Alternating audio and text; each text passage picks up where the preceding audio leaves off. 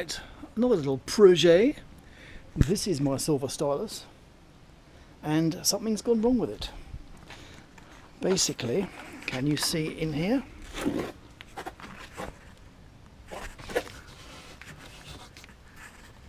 I'm going to get a little torch, I think.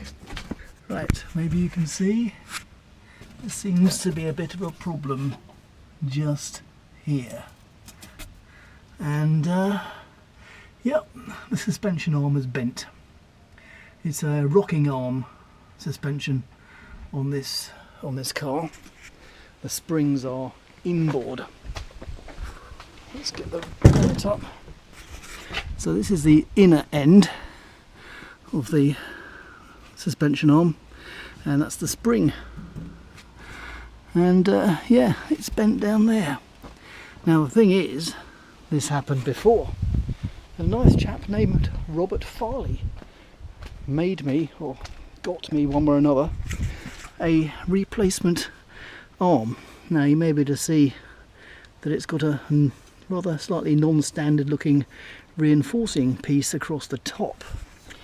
And yeah, it's a weak spot. So I want to use this car to go to the Newark kit car show this weekend, and of course Sylva cars no longer exists. Hello Jasper. This also explains why the headlamp rim has fallen out, because of course the tyre was rubbing on the back of the headlamp bowl, disturbing that. Yeah, got a problem to solve, but there's no chance of getting a replacement per se, and I don't really want to drive all the way over to the west of London, I think, where Robert Farley, even if he's available. So what I'm going to do is I'm going to repair the suspension arm, because luckily I have actually got the original one from the other side of the car, which I don't think is handed. It's a little bit twisted because it's not straight. I have already cut the bottom off, and I think if I straighten that out it will come in line. So that's what I'm going to do, and then I shall do the Robert Farley style reinforcing beam between here and here as well, and then hopefully Robert will be your auntie's brother. Now you might say this is poor design, and I suppose it is actually, but hey, this is a 1997 car, this is 2022, so what can I say? Before I do any more banging or welding, I'll see if I can get it a bit straighter with a bit of added tubing.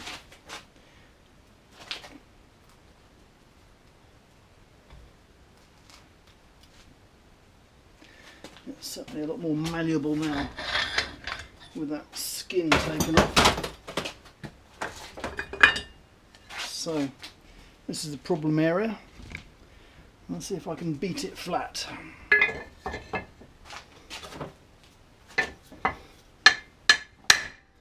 That's quite... maybe crush it in the vise then.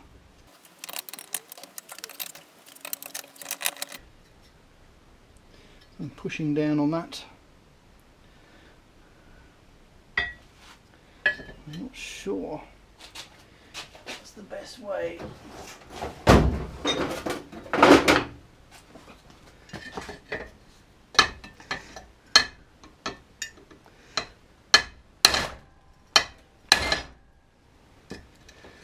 Could do with an anvil, really.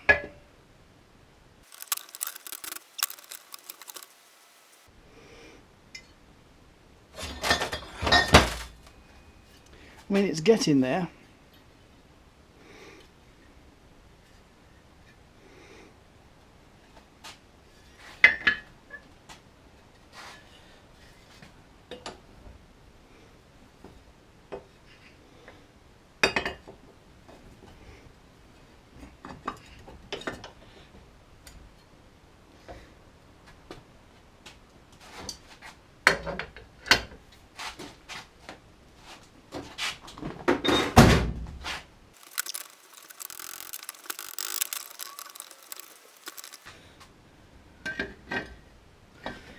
getting there.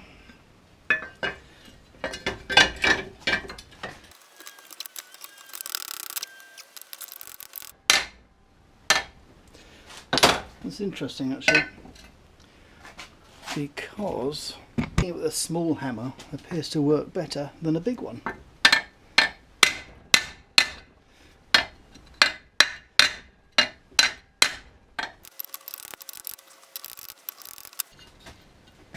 It's pretty much straightened up, but there's a bit of a concave in there, which I'd quite like to sort out. If I can get my hammer in there somehow. Of course this was flattened down, so I need to lift this up. So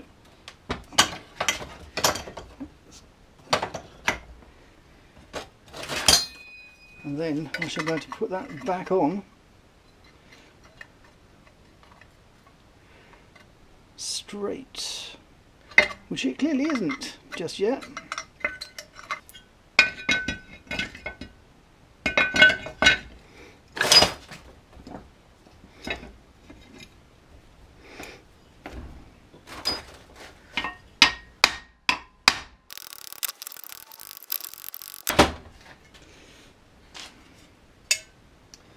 Now the question is, how am I going to get this completely straight? And I think the answer is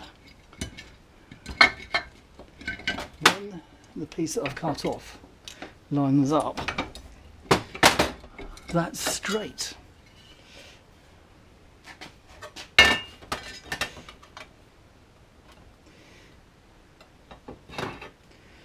Well, it's not bad.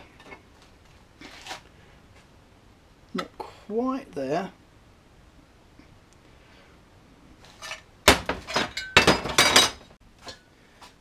Right, so put the light on it. I've got rid of the dimple that was there. I'll use this large piece of stuff, put it in there, and whopped it with a hammer. And yeah, nice and smooth now. Might do a bit more actually in different places.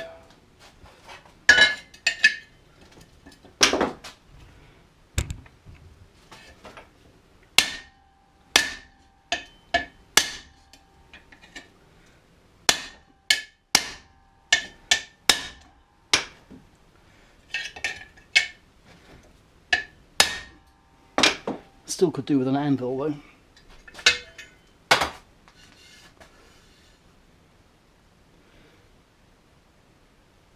Yeah, I reckon that's good.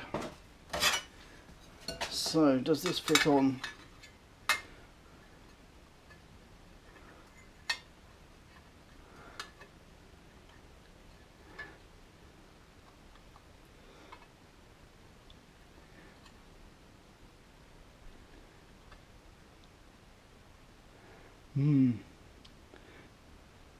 Nearly.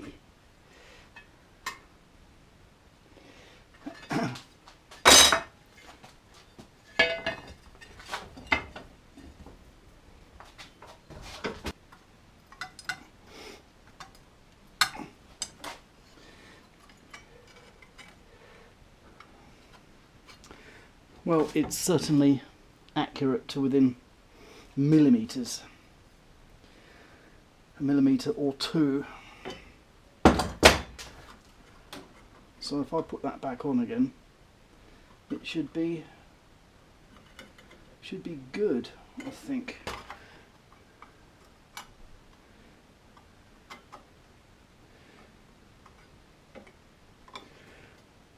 Yep, as I said, within millimetres on a suspension arm that goes up and down in the space of inches. So I think I'm going to pause work certainly on this for a minute. Just pull that up slightly.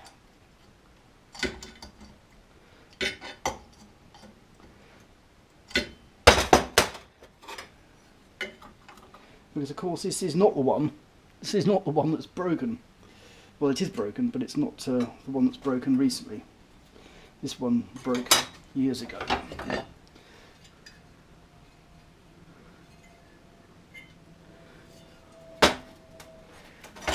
So just recapping, if I weld that back in place, the arm should be complete again. But it is the wrong arm, so I need to go and change over to working on the actual problem arm. So I'm still not 100% certain. Is that handed, would you say? And I would say not, but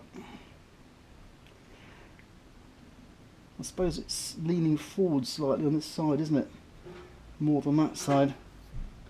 So maybe it is handed. Anyway, I need to get the one off the car.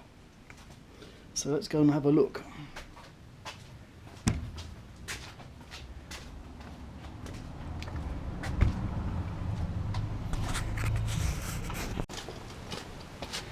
So, take the wheel off, that's the first step. Now down here is the second step. Yes, doesn't look very nice in there. Top ball joint, I think, is needed.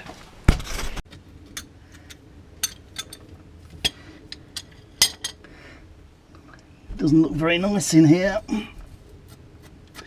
Not very nice at all, but take this ball joint off is the first step.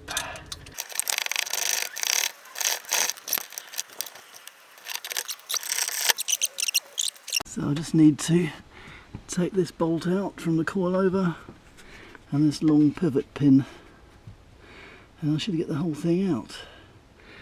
19mm, I think. That's the bolt out, and that's the rocking arm detached. So I just need to take out the pivot pin, which could get a bit tight for access. I think I might have to come back and show you that in a moment. Right, so I've got the offending suspension arm off, and this is the other one I was working on previously, so you can certainly see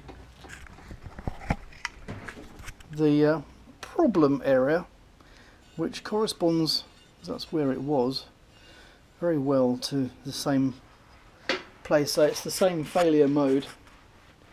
So, and the other thing I'm interested in is if you look at the end of that, you can see a definite drum skin type of effect, which makes me wonder if in fact this piece, which is from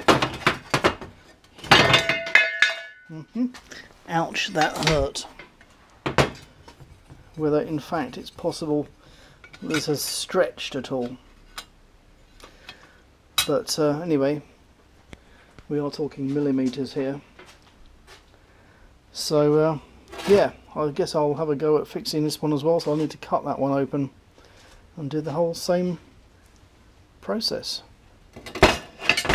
Yeah, I could complain that it's a poor design, I suppose, but it's 25 years old or something.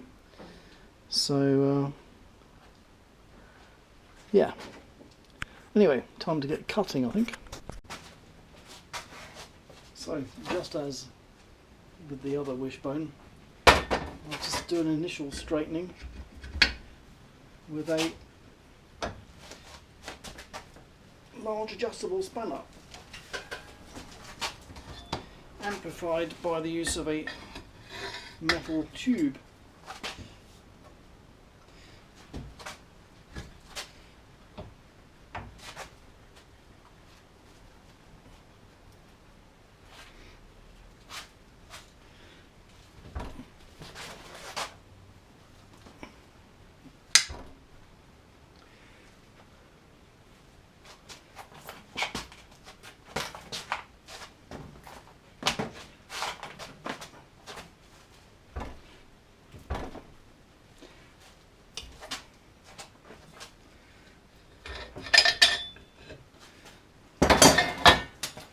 That's pretty good to first degree. And guess what? That popping noise, same thing as on the other side. Not enough weld. So anyway, I guess I'll cut this off and hammer it flat and so on. do a bit more straightening, I think.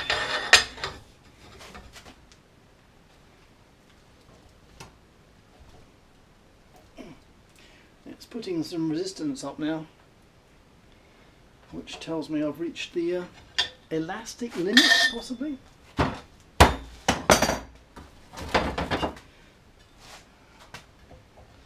That's already a heck of a lot better than it was. And it's looking more and more like these arms, in fact. I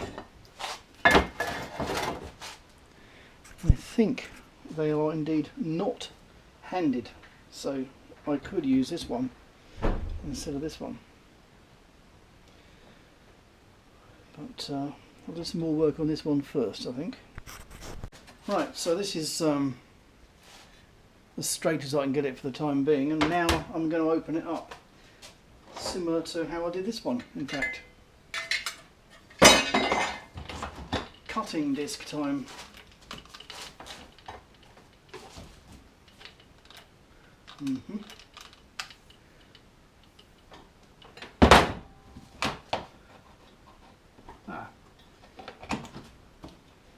Not plugged in.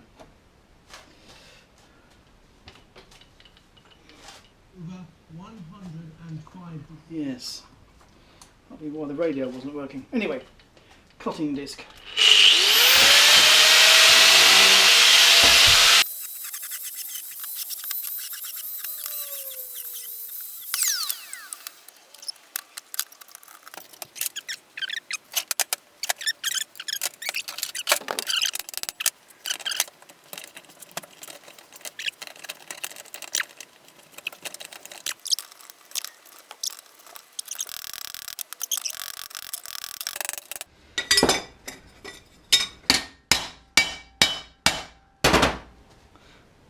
Pretty good.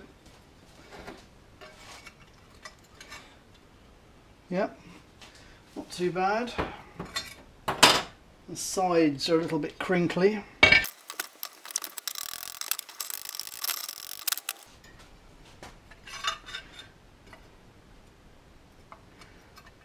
That's pretty good, I reckon.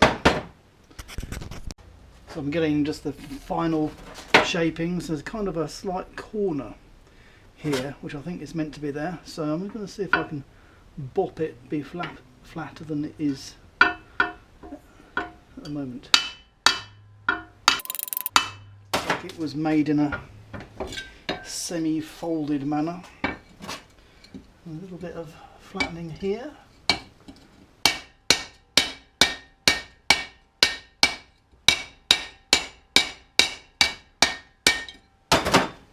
What do you think?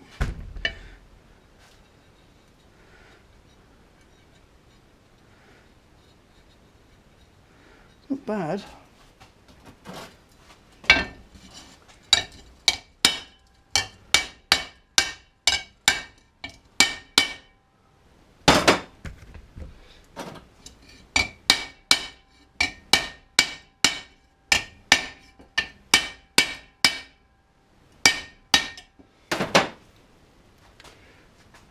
I think that's pretty good, actually.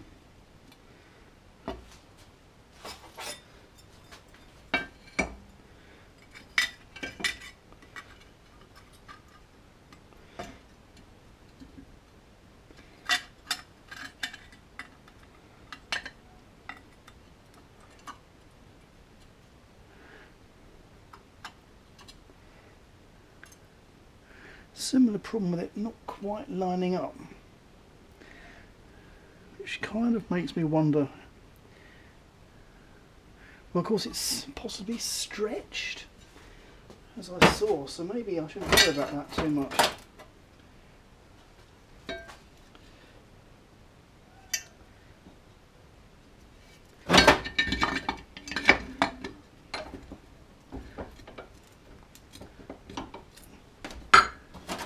Maybe a bit more here.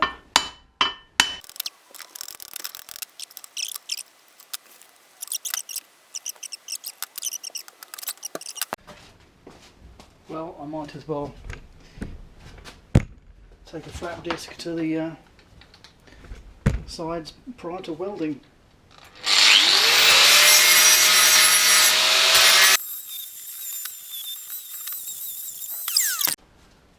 Right, quick repair.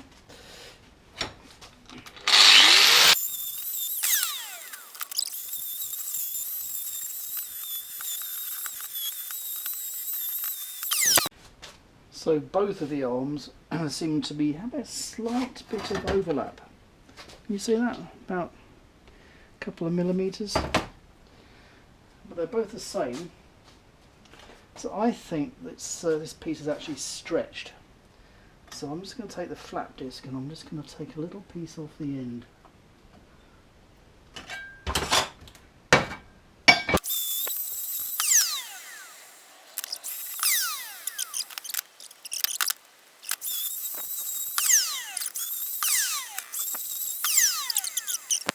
Right, it may be almost the hottest day of the year, but I'm going to do some welding. At least tack it into place to start with. Allow a little bit of a gap around the edges for the weld to go into.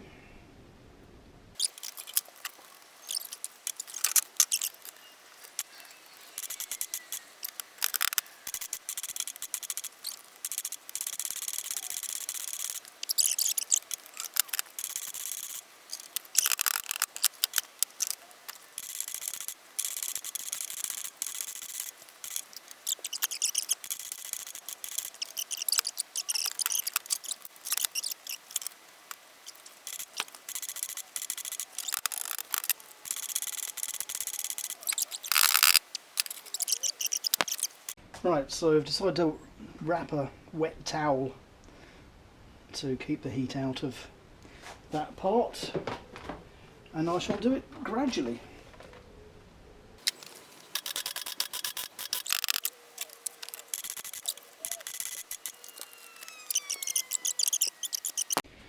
Yeah, well, the towel's working. I mean, you can't see, but this towel is a hot towel at the moment.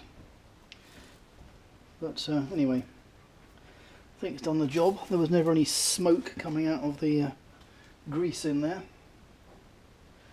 So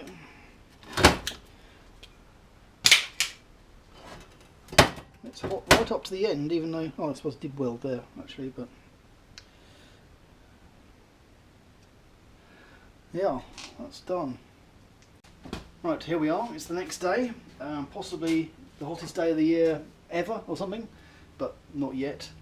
Anyway, I'm just going to tidy up the welds here and actually redo a bit where it's a bit lacking, shall we say, and then we can move on to the reinforcement part. Anyway, here's the cleaning up part.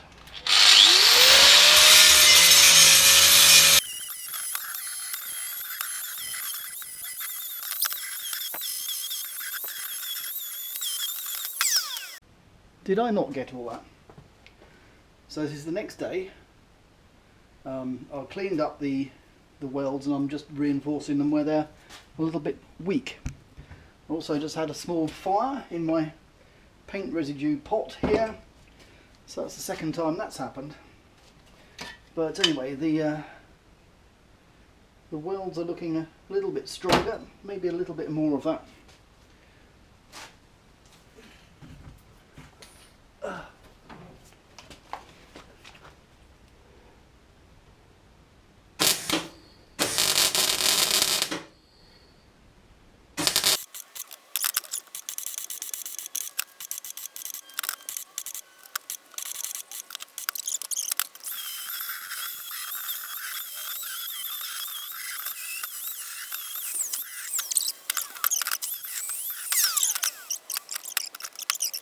Right, here I am with my replacement angle grinder.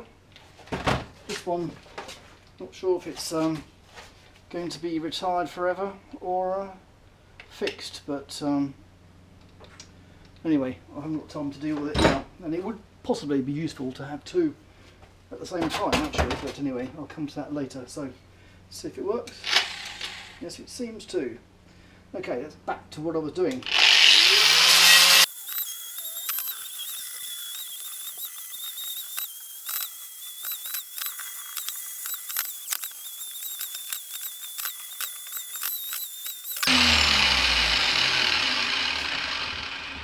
Okay, so that's pretty neat now. So bent only to the required amount. It's now very clear that both of these are in fact the same as each other. So 2 repaired items. I just now need to make them do the reinforcement part, which I will refer to the one I've got fixed in the car. So this is the modified suspension arm, which as you can see joins up right at the end where it turns over, and the same at the other end, obviously to maximise the clearance in here, which is for the grease nipple. So I shall make sure my paint is stripped off right to the end there, and set about making a reinforcing member. Okay, so I've taken the powder coating off, done some more smoothing, so I now need to discover exactly what shape my reinforcement piece needs to be. So, using the traditional cardboard aided design,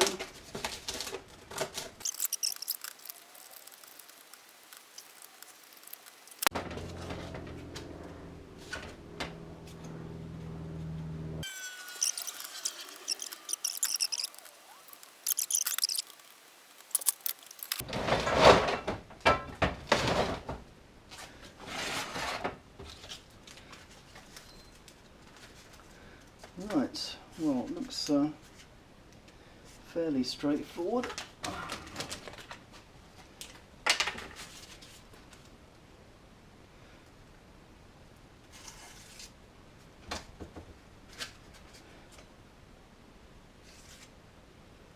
Not sure if that's the right length.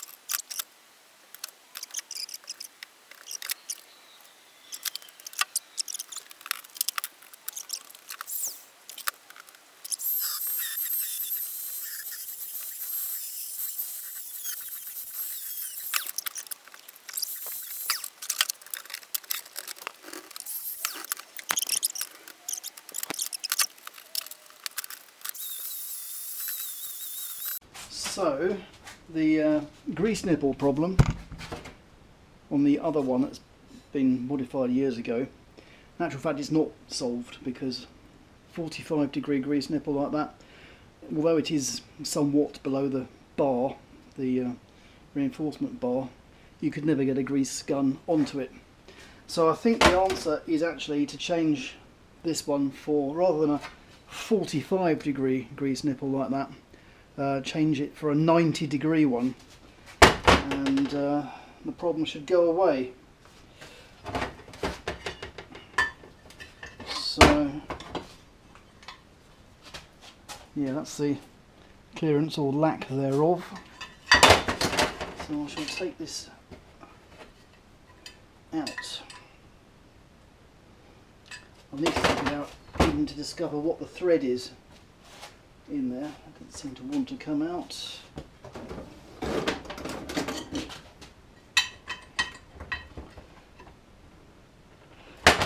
This was in fact a problem that was mentioned when the other side was done years ago.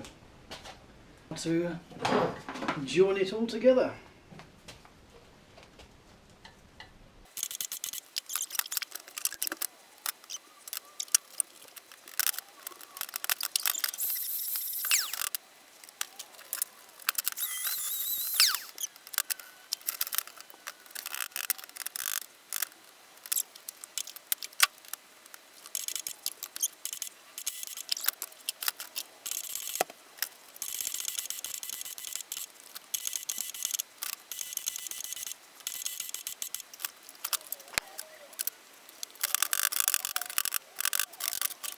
And there we have it. One reinforced rocking arm, and I'm going to do the other one. I don't need to be honest, but I'm going to do it anyway. Then I've got a spare.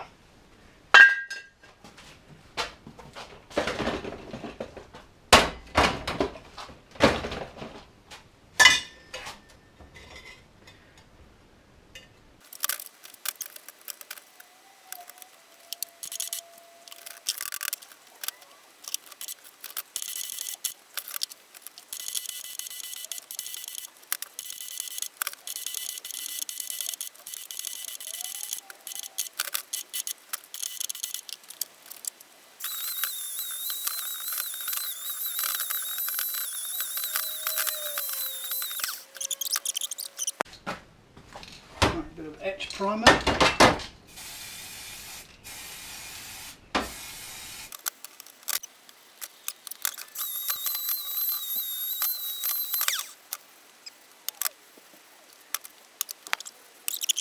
And here we are, two nicely painted reinforced upper suspension arms. I gave up with the water-based metal paint this stuff. Dreadful. It wouldn't cover the primer, so I went with the ye old spray black thing from Halfords. So I just need to clean the paint out of where it shouldn't be and wait for it to cool down before refitting. Tricky bit is going to get the rollers clean there, but it's not quite hard enough to handle just yet, so wait for another hour or so. Now this is the swinging arm pivot itself. It's original from when the car was built in '97. Yeah, I guess you can see some marks on it, but it's basically perfect. Now these things are got a threaded section on both ends, but in fact I haven't bothered taking this end off because there's no need really, because it's fixed in with these things. So I just need to stick it all back together. Of course it's got to pass through the chassis, which is took me some time to get it out, so I'm going to guess it may take some time to get it back in again. But anyway, that's the pivot pin. And it goes up and down like that with a spring on this end.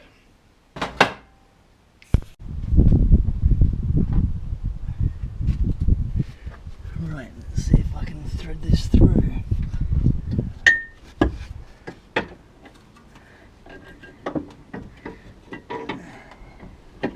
Right, so I've been having quite a degree of hassle with this thing. So the pin, the bearing if you wish, goes through the arm like that, with two bearings, needle roller bearings like that one at each end, and it's supposed to pivot. But could I get the other roller to get them both through at the same time? Could I? Heck. So I tried cleaning it out in a bowl or bath of white spirit. You could still feel it catching though every now and again. There's obviously some grit in there somewhere. And then eventually I destroyed it. A piece came off the end and all the little rollers came out. There's loads of them. So yeah, new bearing time. Now the question is, of course, what bearing is it? And it's a very sort of generic type, but which particular one? Now I remember being told back in the day by Peter Powell of Specialist Sports Cars, who actually made the Stylus kit for me, that it was a rear suspension arm from a Mini, the classic Mini. And that's what I've always thought. In fact, I've written it on the forums in the past. But it appears that I was wrong, because when I looked at it, this bearing is actually bigger than the one on the rear suspension arm. In fact, on the Mini, classic Mini, there's one of these, and there's also a phosphor bronze thing. So there's only one roller bearing, there's not two. And there is one, but it's not the same size. So a bit of investigation later, and what it appears is either I misheard or he misspoke, whichever it was. And this arrangement is actually from the front suspension arm of a classic Mini. So there we go. So I misheard or he misspoke, whichever. So with that, and bearing in mind, I don't know if you can see the scratchings that are here on this shaft, I thought, why not get a new one? So I've just taken a nice trip over to Mini Spares in not Free and Barnet, that's where they used to be, potter's bar, and I've come back with actually 2 of these things. And if I just get it out of the packet, here you can see the exact same shaft, even the plate at the end. So yeah, it's from a classic Mini front upper suspension arm. So we won't be using that one anymore. It shouldn't have been necessary to spend such a large amount of time hammering it out, and that's before I did anything to the arm itself. And similarly, not so much effort to put it back in again. So a whole big amount of effort that was really, or should have been, completely unnecessary. So what I've got to do now is put it all back together again. So I've got this one to use as a pattern, and I shall just I'll just need to grease everything and stick it back together again. So the way it goes, I'm going to make sure I don't get any grit on it, which has been part of the main problem.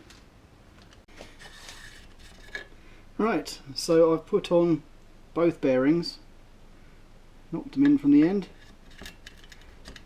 That's my shaft, and far from having to be hammered in place, I've done it by hand. So here we go then.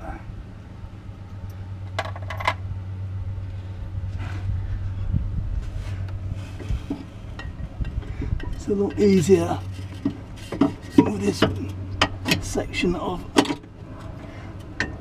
inner wheel arch removed. Yeah, but that's basically it. No hammering needed. So the arm is fully mounted on. I just need to get this bit put back in. And there we have it. Bit of a struggle to get the spring in up there.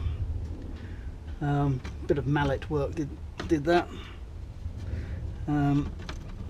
Just pushing those rubber grommet things in. New shaft, new bearings, reinforced arm obviously, and basically from suspension back together. So I just now need to replace the inner wheel arch and we shall be away, as it were, and back in business. Why, that's been a bit of a struggle, to be honest, but c'est la vie. So here we have it. Here is my reinforced top arm together with new bearing, because the other one wouldn't go in very well, to match the other one which Rob Farley did some time ago. So yeah, that should be good for several years, I hope. And I've refitted the inner wheel arch, which probably I didn't really need to take out, because what I really needed to do is to replace the top arm bearing and shaft, which indeed turned out to be from a classic Mini, which was nearly what I remembered. Top arm from the front, not from the back of the car. Anyway, it's had a nice little wash, and hopefully we'll be on our way to the Newark kit show at the weekend.